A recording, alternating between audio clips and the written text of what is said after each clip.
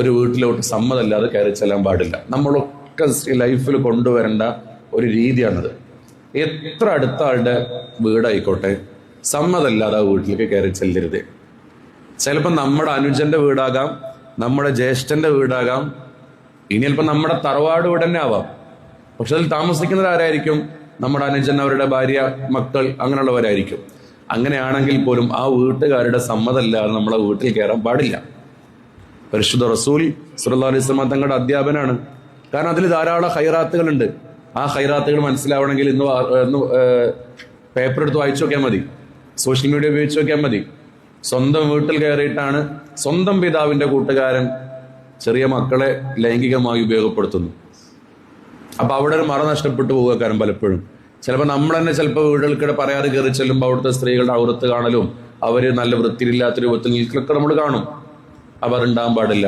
ഇനി സ്വന്തം വീടാണെങ്കിൽ തന്നെ നബി സല്ലല്ലാഹു അലൈഹി വസല്ലം തങ്ങൾ പറഞ്ഞല്ലോ, ഒരു വാണിംഗ് കൊടുക്കാതെ നിങ്ങൾ വീട്ടിലേക്ക് ചെല്ലാൻ പാടില്ല. നബി സല്ലല്ലാഹു അലൈഹി വസല്ലം തങ്ങളുടെ അധ്യാപനം. നമ്മളൊരു യാത്ര കഴിഞ്ഞ് വരികയാണ്, ജോലി കഴിഞ്ഞ് വരികയാണെങ്കിൽ വരുന്നതിന്റെ മുമ്പൊന്ന് വിളിക്കണം.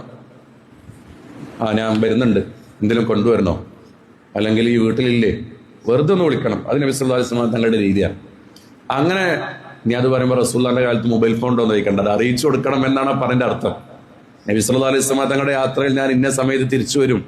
അപ്പൊ എന്താ വെച്ചാൽ അതൊരു അറിയിച്ചു കൊടുക്കലാണത്. അപ്പൊ അങ്ങനെ നമ്മൾ അറിയിച്ചു കൊടുക്കണം. ഒരു കുടുംബജീവിതം തകരാനുള്ള കാരണവും ഈ ഗൾഫിൽ നിന്ന് സർപ്രൈസ് സെന്റർക്ക് കൊടുക്കുന്ന ആളുകളൊക്കെ പ്രത്യേകം എന്ത് ചെയ്യണം, അത് നോട്ടീസ് ചെയ്യണം. നബി സല്ലല്ലാഹു അലൈഹി വസല്ലം തങ്ങളുടെ അധ്യാപകർ വീട്ടിലോട്ട് നമ്മൾ കയറി ചെല്ലുമ്പോൾ അത് അറിയിക്കണം. അവിടെ തന്നെ ചില മര്യാദ ഉണ്ട്. ചില ആളുകൾ വീട്ടിലേക്ക് ബെല്ലടിക്കും. ബെല്ലടിച്ച അപ്പം തന്നെ ആള് വരണം. നബി സല്ലല്ലാഹു അലൈഹി വസല്ലം അതാണ് എന്താ പഠിപ്പിച്ചേ? ഒരു വീട്ടിൽ നിങ്ങൾ കോളിംഗ് ബെല്ലടിച്ചാൽ, ഹദീസിൽ കോളിംഗ് ബെല്ലടിച്ചാൽ ഹദീസിൽ കാണുമല്ലോ കേട്ടോ.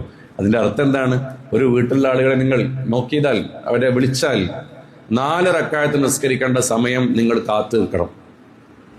എന്നിട്ട് രണ്ടാമത് ബെല്ലടിക്കാൻ പറ്റുള്ളൂ.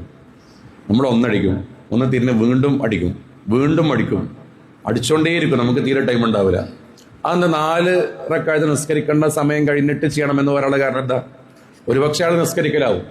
അപ്പൊ ആ നിസ്കാരം കഴിഞ്ഞ് വരാനുള്ളൊരു സാവകാശം കൊടുക്കണം. അല്ലെങ്കിൽ അയാൾ വീട്ടിന്റെ ഉള്ളിലുള്ള രൂപം വേറെ ആയിരിക്കാം, ഷർട്ട് ഇടാതെ ആയിരിക്കാം, അല്ലെങ്കിൽ വേറെ ഏതെങ്കിലുമൊക്കെ രൂപത്തിലായിരിക്കാം. അപ്പൊ അങ്ങനെയാണെങ്കിൽ അതിൽ നിന്ന് അയാൾക്ക് മാറി വീടിന്റെ കതക് തുറക്കാനുള്ളൊരു സമയം, അതാണ് എന്ത്, 4 റക്അത്ത് നിസ്കരിക്കാനുള്ളൊരു സമയം നമ്മളവിടെ മാറ്റി വെക്കണം എന്ന് പരിശുദ്ധ റസൂൽ സല്ലല്ലാഹു അലൈഹി വസല്ലം തങ്ങളുടെ അധ്യാപനത്തിൽ കാണാം.